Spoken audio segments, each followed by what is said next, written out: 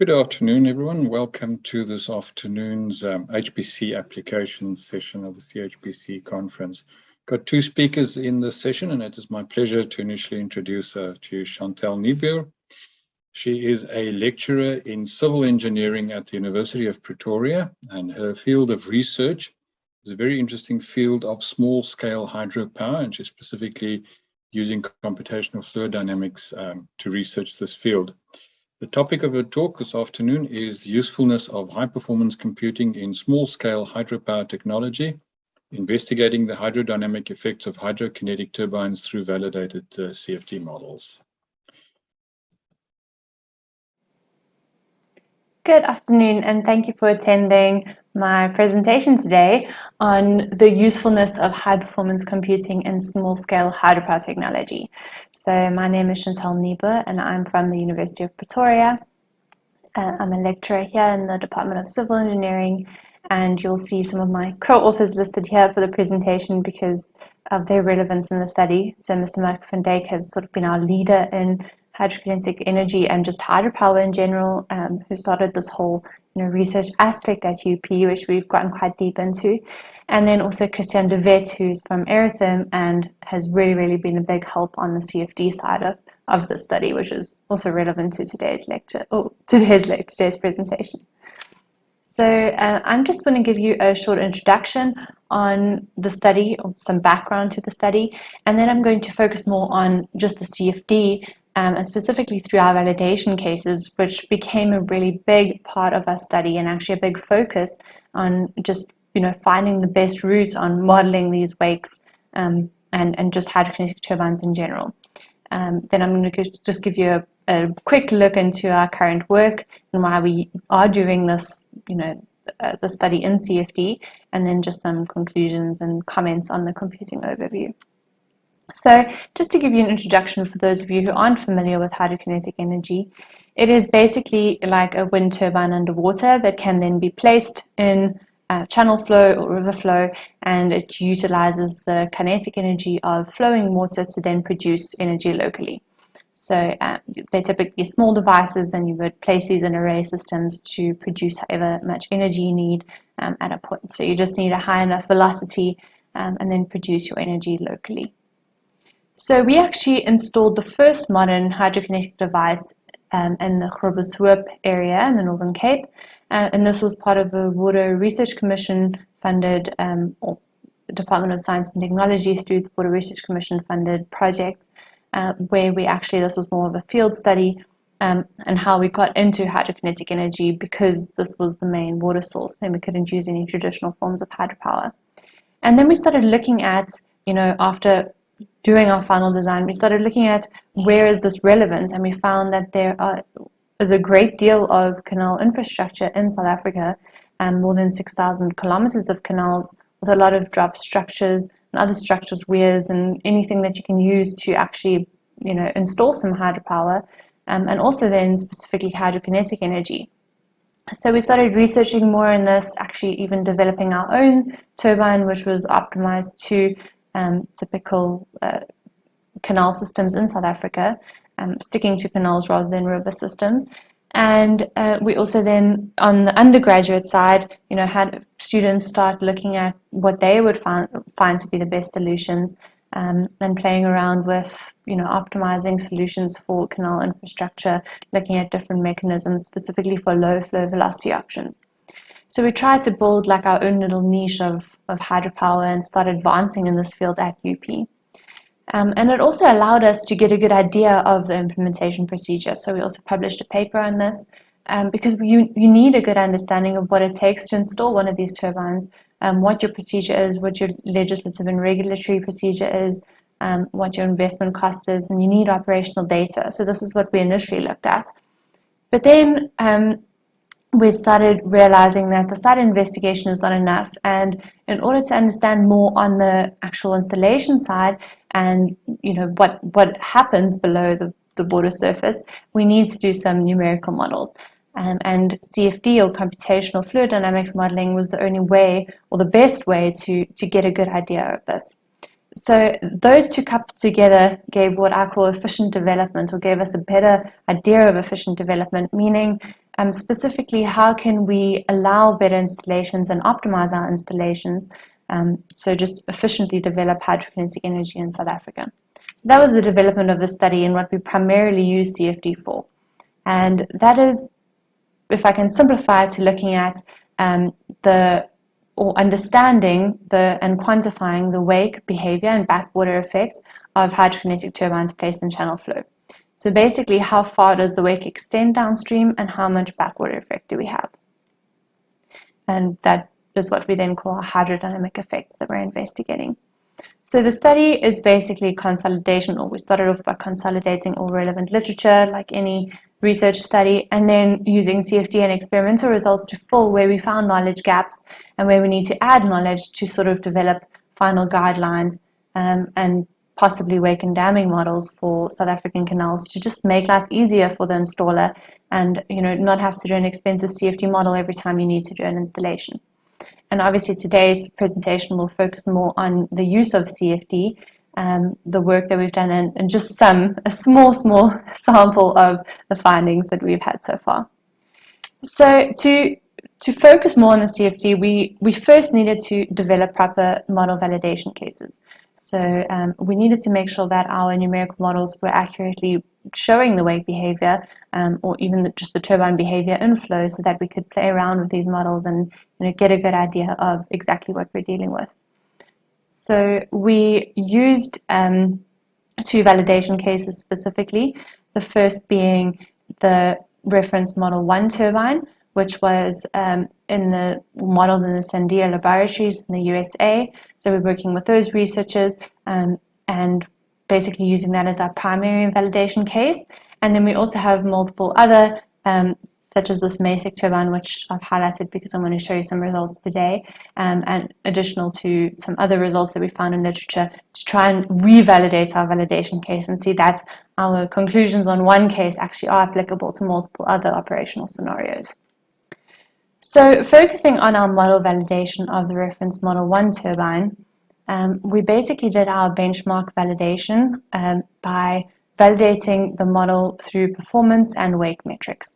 So we didn't want to only focus on performance because a lot of researchers and literature did that, and we found that you don't necessarily get accurate wake results by just validating your performance, because there are a lot of complex driving factors dissipating these vortex structures in the wake that don't necessarily correlate well to just predicting performance well. So our CFD modeling approach was we were using Siemens StarCCM Plus, and hence the great help from Aerotherm as well. So amazing software that we're utilizing and that we get to utilize there. We did steady and transient models, so we played around with different approaches, rotor modeling approaches. We did also single phase and multi-phase models to try and see what the effect is if you model one or the other. So we tried to get the most simplified form of a semi-accurate or good digital twin. And then most importantly, we were comparing RANS models, so Reynolds Average Navier-Stokes turbulence models. We did not want to go into LES and DES models. We actually wanted to keep it simple and, if I can call RANS simple, but just try and stick to these lower fidelity models and try and get a good working model from one of these approaches. So this is sort of a summary of our approach that we built based on what we found in literature to be the best approach. And there wasn't a lot on this, but these were some of the approaches people used and different validation cases that we found. And we consolidated this and then tested different aspects, mixed these together. So you use some different approaches with rotor modeling techniques, different turbulence models, and obviously different time solutions, and then found what works best for us. So there were some, like initially we started with a full rotor geometry and RANS models, which then didn't work. We then moved on to virtual disk models and tried a higher fidelity Reynolds stress models. Also finding that steady state didn't work, moved on to transient, etc. So our model validation was done in two ways. We first did our torque and thrust validation, so just comparing the experimental torque and thrust values and power coefficients to our CFD models, and both, or pretty much all the approaches, actually work quite well within the torque and thrust, so the performance metrics. But what was more important on our side is actually modeling downstream wake correctly. So this graph that you see on the bottom is one you'll see a lot throughout the presentation. And what we did here primarily is to plot the velocity deficit, so basically the wake recovery rate, as you look downstream, so x over d was just the diameters downstream on the x-axis. And then we compared different approaches and different, turbulence models to try and see what works best. And first, like I said, we started off with a full rotor geometry. So we actually used the full rotor geometry modeling a rotating mesh around the blades, and coupled this with a few turbulence models. So it was quite a large mesh. So through our grid independent study, we found that around about a 15 million cell mesh with a smaller cell of 3.5 millimeters worked best here. And although it showed very, very good results for performance, so here you can just see the tip speed ratio variation and torque variation, how well the experimental results actually correlated with CFD. But on the wake side, we had a few struggles where, especially on the full rotor geometry, you just had very strong vortex structures from the full rotor geometry that then it didn't dissipate well enough in the wake because of the over dissipation of turbulence in the within the RANS models. So that was a bit of a problem. And because of that, we found that a possible solution to this was using the blade element momentum method theory on a virtual disk. So instead of actually modeling the blades, we just use virtual disk and then used the lift and drag coefficients. So we actually used numerically generated lift and drag coefficients, which worked better than some experimental results that we found. And so those were actually on X-foil. And we actually ended up using this coupled with Reynolds stress model, which gave us round about a mesh of 13 million cells, so slightly smaller.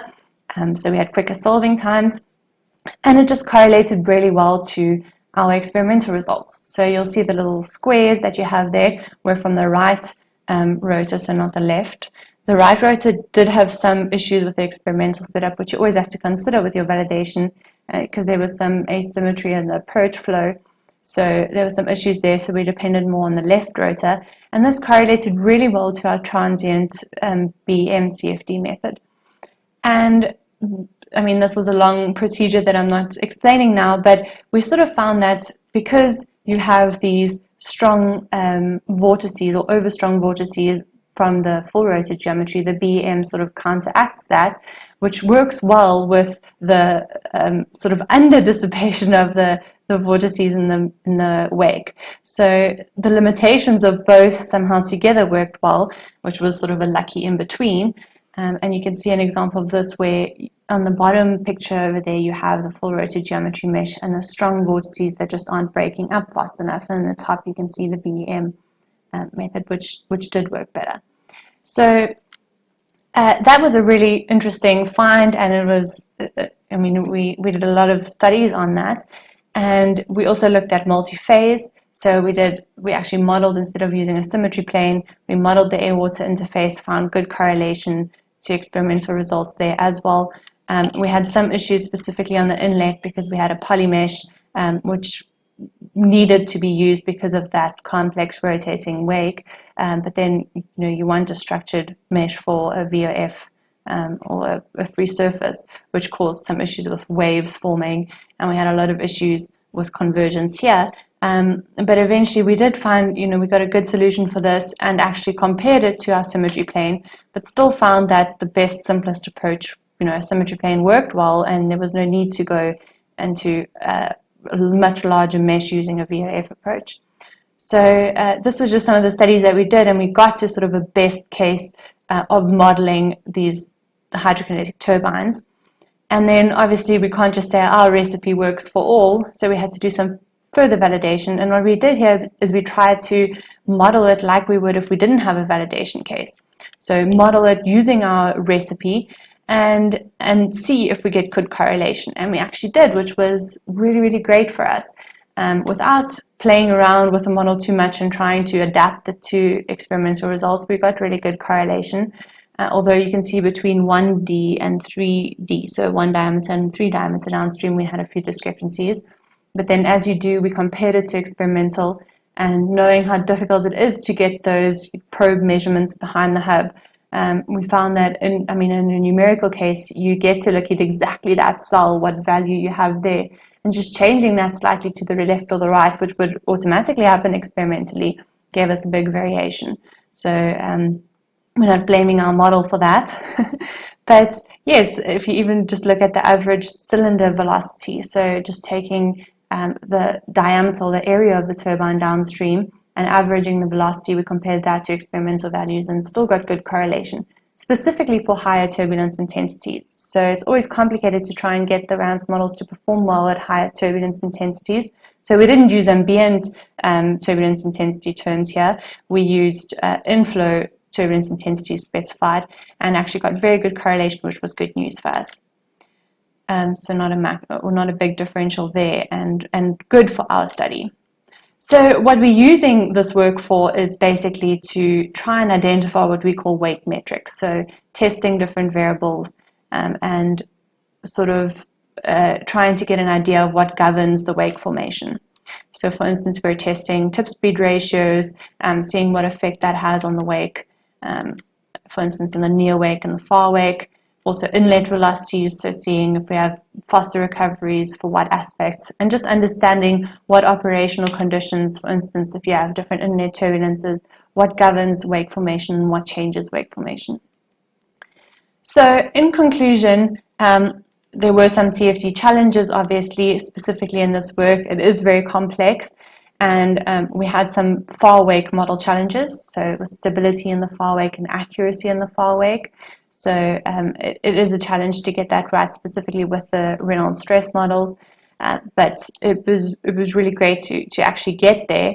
And also boundary wake interaction, so to make sure that you're modeling that correctly and getting a good correlation to experimental results. And also modeling that free surface as accurately as possible. So through the symmetry plane testing, that you are actually, replicating what would happen in real life and not just specifying something and assuming it's correct.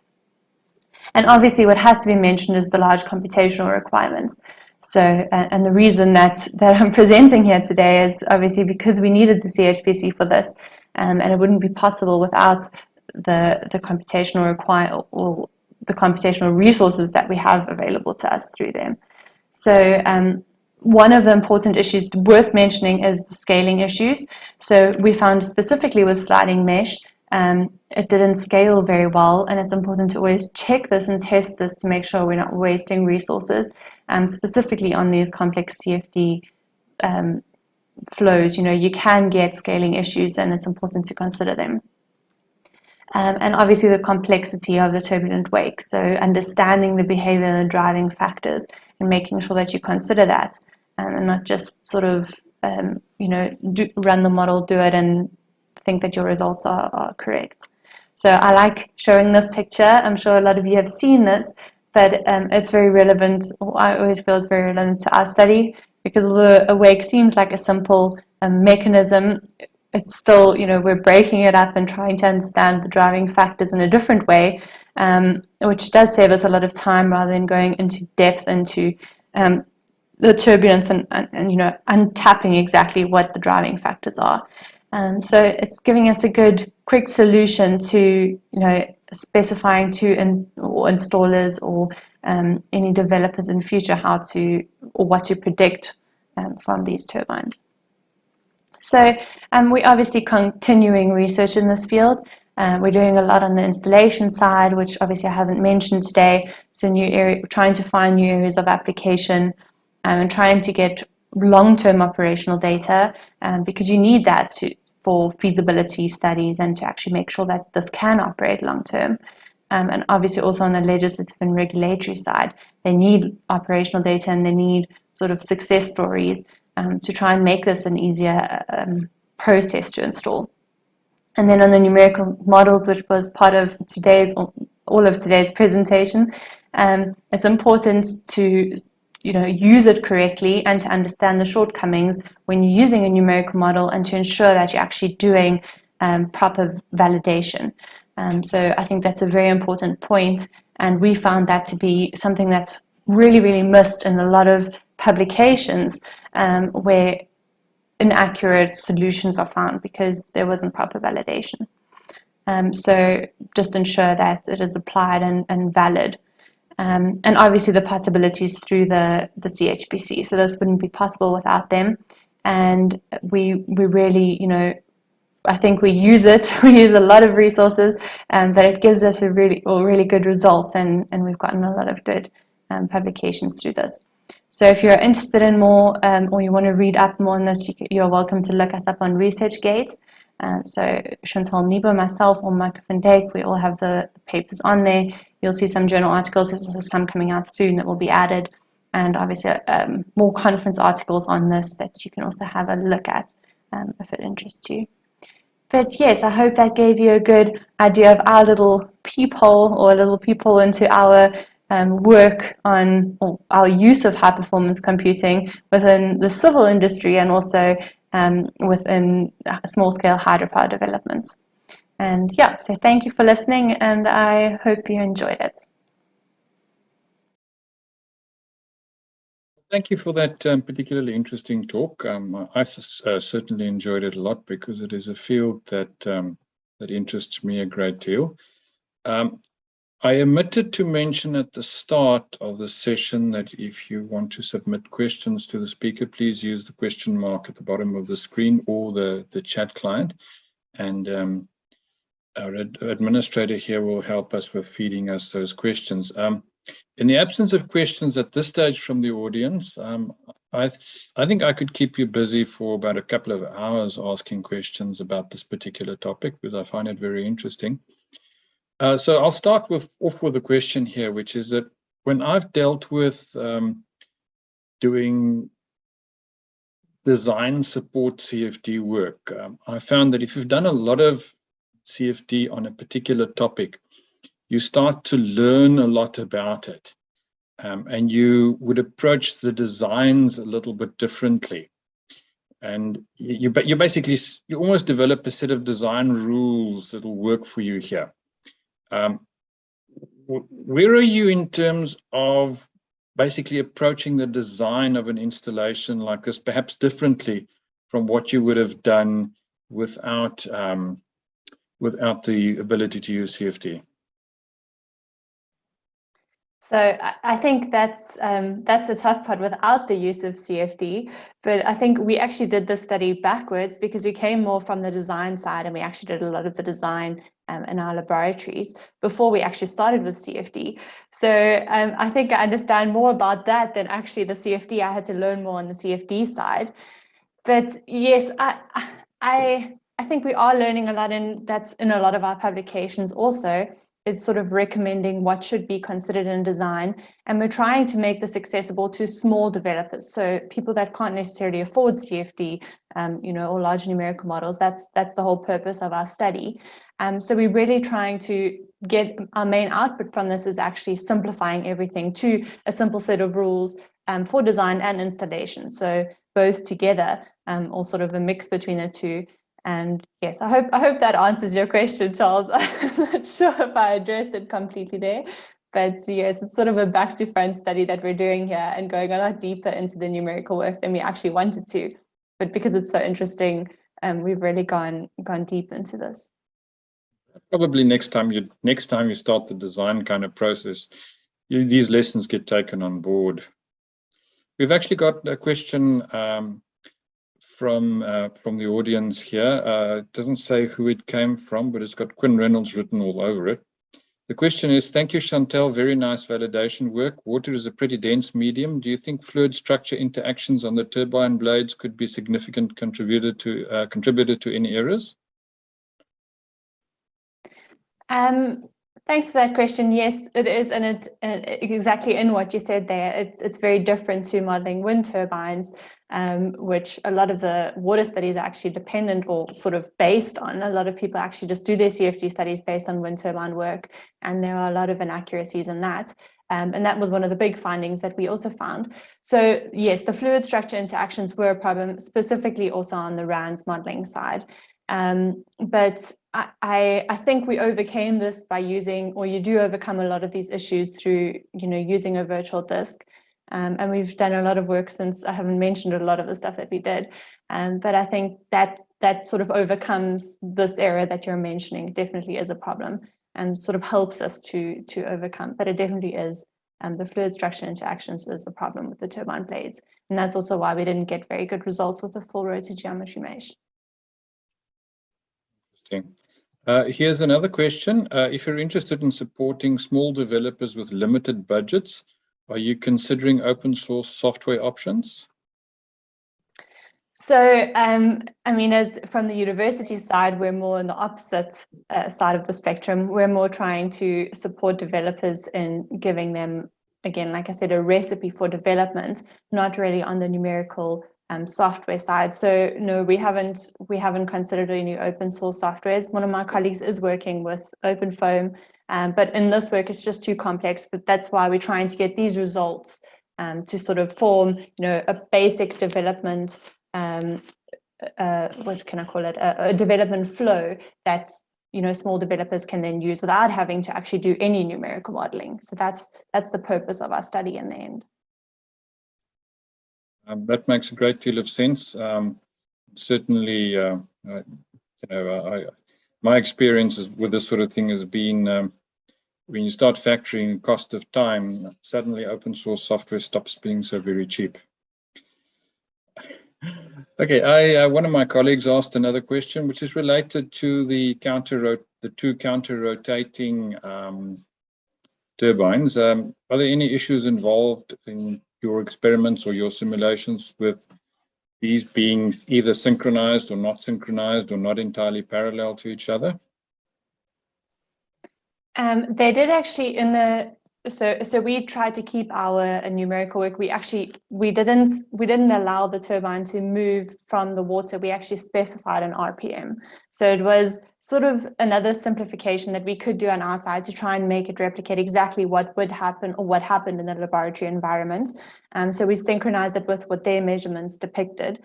But also because the wakes aren't too close to each other, they didn't interact. I mean, it wasn't at exactly that they have to, when those two vortices touch at exactly that point, that interaction wasn't so specific to our study. We more wanted to focus on the dissipation rate.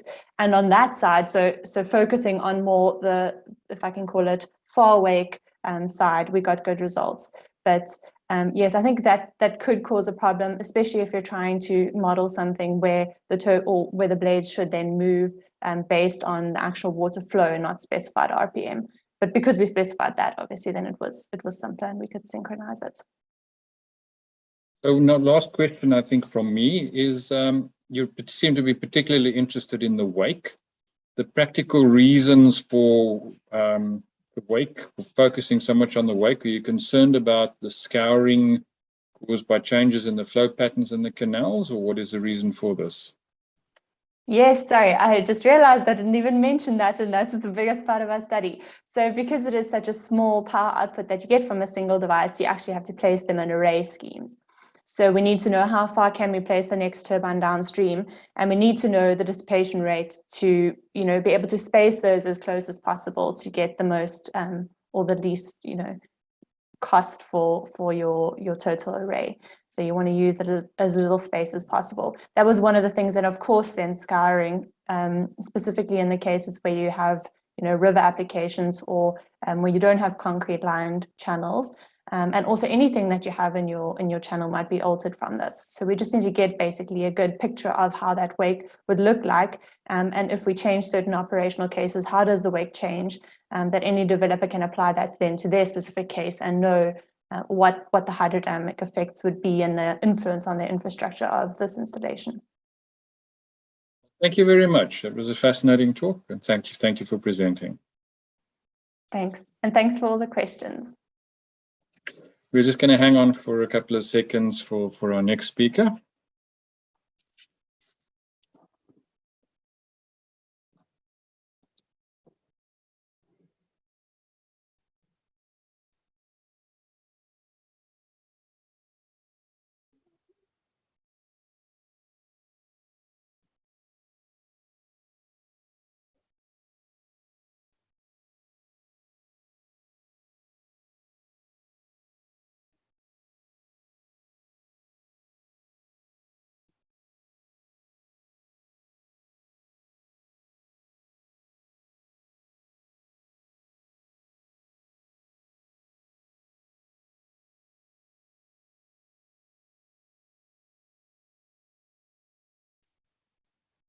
Yeah, we are now ready to move on to our next speaker, who is Dr. Cecil Ouma. He's associated with the Northwest University, where he's a research fellow in the South African, the Hydrogen South Africa Infrastructure Center of Competence. The title of the talk is The Application of Computational Alchemy to Screen Alloys of Alumina as a Catalyst Support. Dr. Ouma, you may start.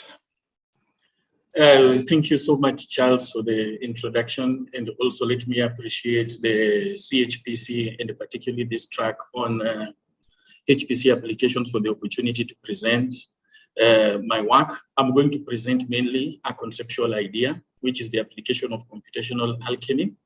But first, let us start with the moment when Japan took over the hosting of the Olympics from Tokyo. All of us expected something marvelous because Japan has become synonymous with technologies and innovations in technology. Hence, for us who have been actively researching in hydrogen and its related technologies, we were very particularly happy when they said that the entire Olympics was going to be fueled and powered by hydrogen. However, as you all know, in 2019, the status quo changed with the arrival of COVID, because this led to the Olympics being postponed. And even when the Olympics came to take place, the hype and pomp that is normally associated with the Olympics was not there. Hence, for us, we believe that we felt like we missed an opportunity to showcase that the research we normally do in the lab can actually translate into tangible outputs that is beneficial to the society.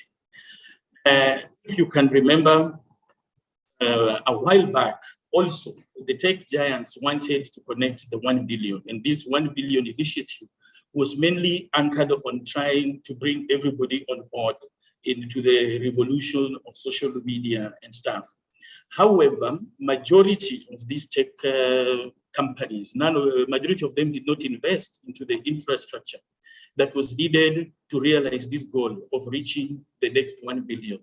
However, despite the misgivings of COVID, we see that when the status quo changed, majority of industries and institutions, including higher education institutions and financial institutions, had to pivot to digital technologies. However, these digital technologies have to be powered by infrastructure that runs on energy. And if you look at the World Electricity Connectivity Grid map, I hope all of us can still spot where Africa is. It shows that there is still an opportunity to bring Africa to the electricity grid.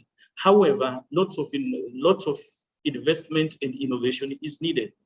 This is because energy is no longer luxury as it was before, but energy, it is like the fuel that is supposed to drive research, innovation, technology, improvement in the livelihood. This is because any innovation or technological advancements that we need is normally propelled or powered in one way or another with energy. And for us as researchers, especially those of us who are ardent users of CHPC, whenever load shedding has been announced, we normally expect an email such as this one, whereby they are saying that now the resources cannot be utilized at full capacity.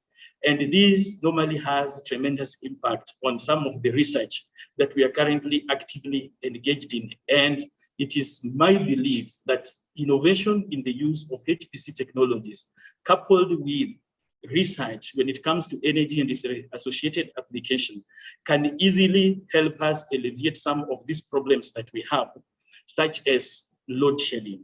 So when it comes to energy, there is still space and opportunity for innovation on the approaches that we can use to tackle some of the challenges that have become synonymous with energy. And amongst this innovation is normally materials research and design. This is because in this world whereby we have novel applications that we need to exploit so that we can improve livelihood, so that we can participate in the theater of technological advancements, materials research is really playing a very active role. And the interest in material has mainly been anchored by the need to engineer materials or alloy materials that can be used in solving novel problems that we are currently being faced with, such as when it comes to energy. And for me particularly, I'm normally biased to catalyst and catalyst support, because it is catalysts that are being used even in fuel cells, among other applications, when it comes to alternative energy solutions to fossil fuels.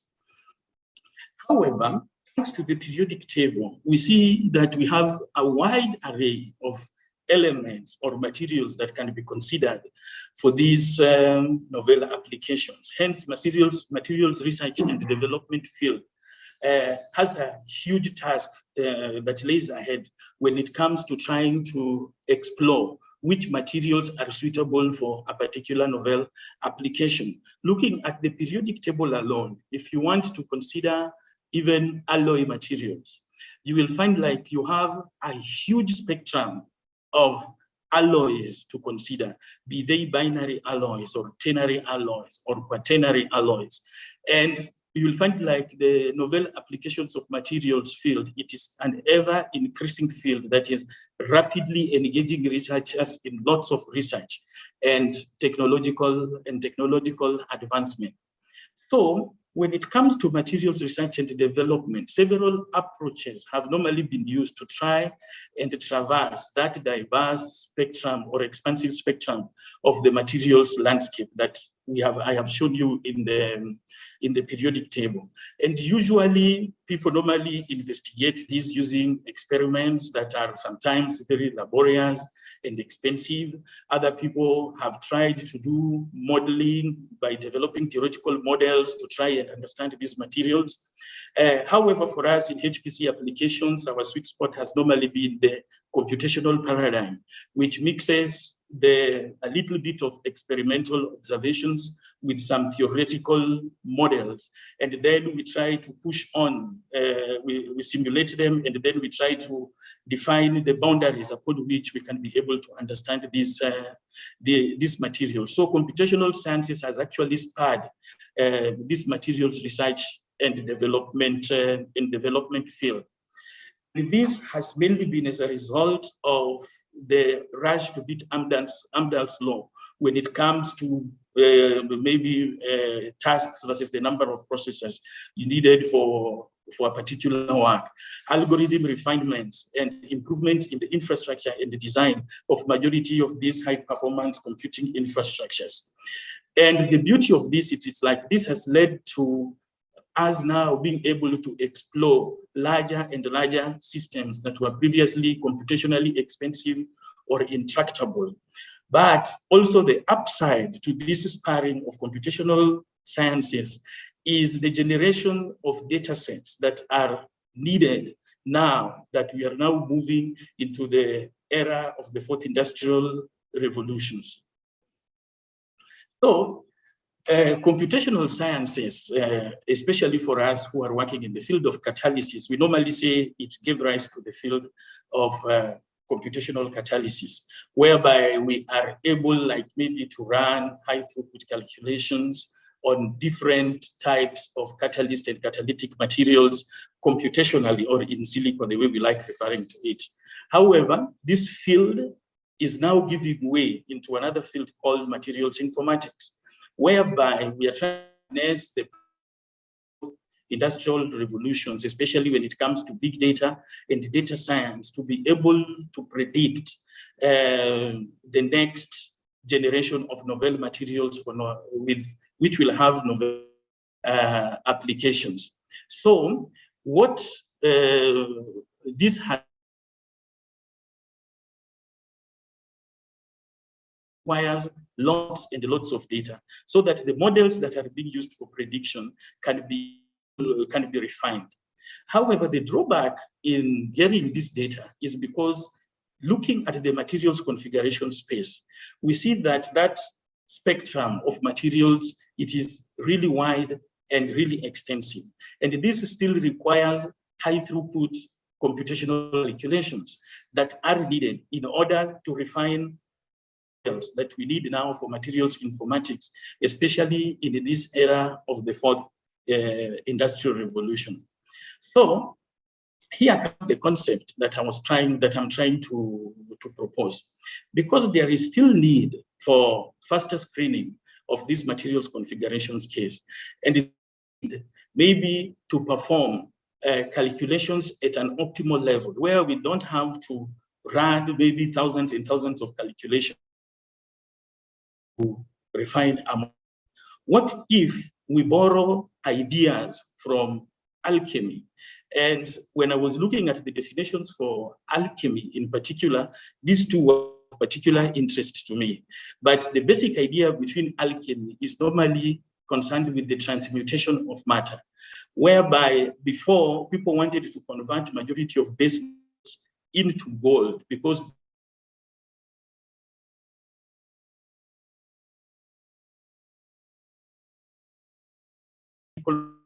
of transformation, where transformation being the transmutation aspect. However, in order for this alchemy to be realized computationally, there is still need for hypothesis testing of the models of this computational alchemy, as well as development of algorithms that is going to push or to spur this field. So what is actually computational alchemy? As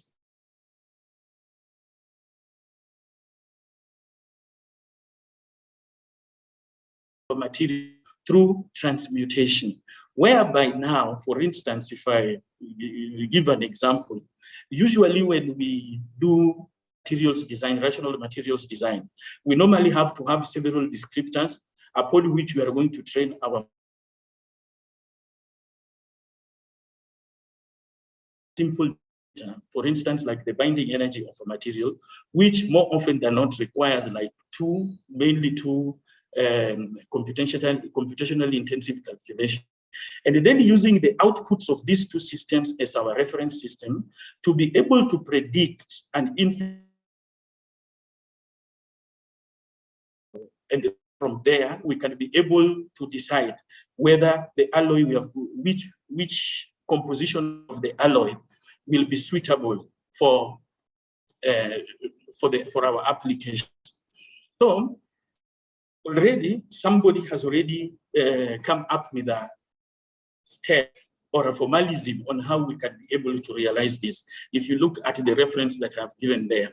So in order to perform computational alchemy to predict these hypothetical alloys, the step will be to calculate the reference binding energies of our system. So for example, if we have platinum as our catalyst, we adsorb it on top of it, and then we calculate the binding energy or the adsorption energy of our calculations. We'll try to investigate the electrostatic potentials of these two systems, like how did the electrostatic potential change when we had a pristine slab versus when we have a hypothetical slab.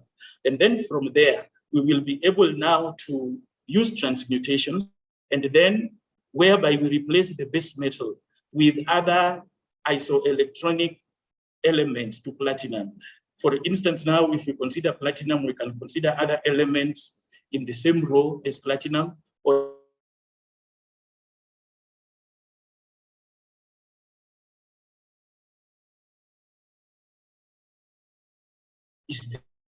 and then one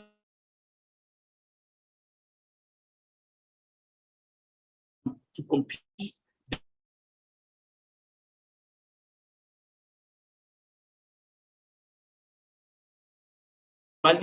has been deployed.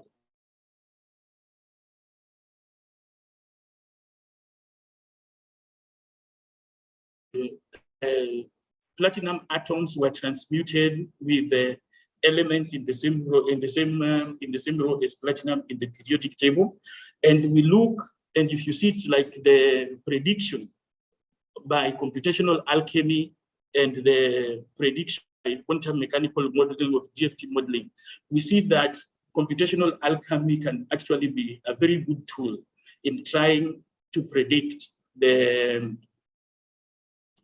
activity of these hypothetical alloys. So in my case, my intention is to try and borrow these ideas that have been used now on the catalyst to investigate catalyst support. In many instances, in the majority of the papers, you will find many DFT has been paid to the catalyst support. However, the catalyst support is normally an essential part in catalyst in order for it to be stable. And also in some instances, the catalyst support has been found to properties of. So because in many instances, the computational alchemy has been deployed on the catalyst itself. So the concept or the idea I was trying to present is that I wanted to extend this now into catalyst support, to investigate catalyst support. So that is the next phase of the work that I will be doing. So as I conclude, I will still want to say there is still room when it comes to application of HPC in the design of materials, in the design of novel and innovative materials. And we still need more workforce when it comes to modeling materials, because materials research and design, I believe, is the next frontier when it comes to intellectual property. So the further we innovate when it comes to design of the materials, the more we will also be able to compete in the arena of energy and materials design. Thank you very much. Any questions?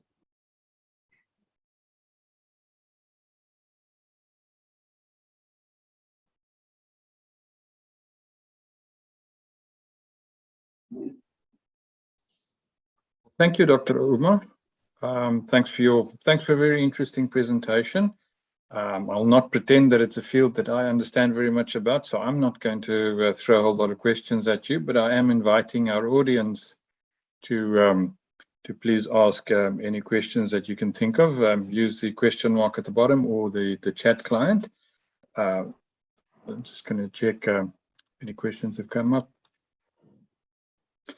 From my side then, obviously from the point of view of the Center for High Performance Computing, your experience of doing this work with a remote system like the CHPC system, has this worked well for you? What have been the most difficult things to get right in this whole process?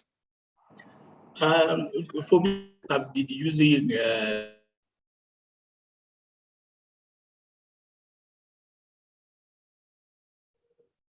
current challenges at, so far that I can say I've been able to experience, because using DFT calculations, I've been able to study materials for different applications.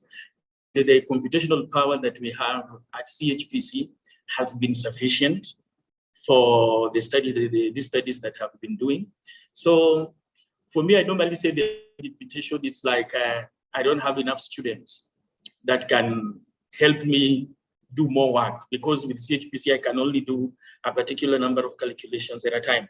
I wish I could have the opportunity to run lots of calculations, but because of that limitation in the number of jobs that I can run at a time, I can only do as much. I must say that that's certainly a sentiment that resonates with me. It's a lot of work to keep a big computer busy, and you need you need slaves to help you with that in the form of students. Yes. So there's a question that's come through on the chat. Thanks, Cecil, for the talk. I know you're a big user of Material Studio. So how would you plan to integrate something like a machine learning approach to get something like binding energy when working with a licensed software like Material Studio?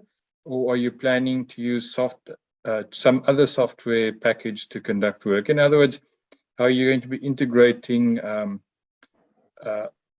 external machine learning software, perhaps with Material Studio, or how would you approach this particular problem? Okay, that question. For me, what I normally do, it's like I use like licensed softwares like Material Studio to generate the output file. And after generating the output file, for instance, if I want to do machine learning or computational alchemy, what I do is like I write like a Python program that will be able to translate, especially the charge density file, other property that I want. I translate it, I make it as an input into my model that I have created using Python. Because usually with Material Studio, when it comes to the packages that comes or that are distributed with the Material Studio itself. So for me, in my case, I normally augment the outputs that I get from Material Studio with, like, these Python programs are open source, especially if you want to do machine learning. So that is what, for me, I found like it works best for me. Thank you for that answer. There's actually more of a remark than a question, but the question is, thanks, Cecil, great presentation. The combination of computational and data-driven methods is going to be extremely powerful in the future. When are we going to see hydrogen fuel cell power at the CHPC? Well, I think that's one I should answer, which is we've got enough problems with reliability not to go diving into experimental technology right now. But yeah, I mean, probably closer in the future than we might think at this stage. But there's another question that's come through from Krishna Govender. Do you know what the progress is on getting more quantum codes running on the GPU architecture, as well as this will improve the machine learning aspect substantially? Okay. The issue of GPU, especially when it comes to modeling, the question has been out there for a while now. But usually the main problems that we normally have with the GPU architecture is when it comes to translating, because majority of our computer codes, they normally use like Fortran numbers and binary systems, because Fortran is really good with the number crunching and stuff. So usually when it comes to trying to translate majority, normally sometimes the compilers needed or the libraries needed to most of these calculations are Fortran libraries that need to be translated into maybe GPU code and stuff like that. So that is why you see it's like the development of like using GPUs for materials design, it has slowed down, though before there was a time that it was really picking up, but then over time it died down because Fortran still is when it comes to a number crunching. Hence, that's the challenge that we have with GPUs. I think that's an interesting question, of course, because there's some very powerful approaches that can be followed for getting even legacy codes onto GPU, but it comes back down to the question of it takes people to get all these things done. We should never forget in a computing conference, you still need a lot of people to get work done. Thank you, Dr. Ouma. It was a very interesting presentation. Thank you also for answering all these questions, and also for our audience for participating. We really appreciate it. It makes a lot more interesting and worthwhile for everybody else. And I see no further questions, so we can declare this particular session closed. Thanks again. Thank you so much, everybody. Cheers.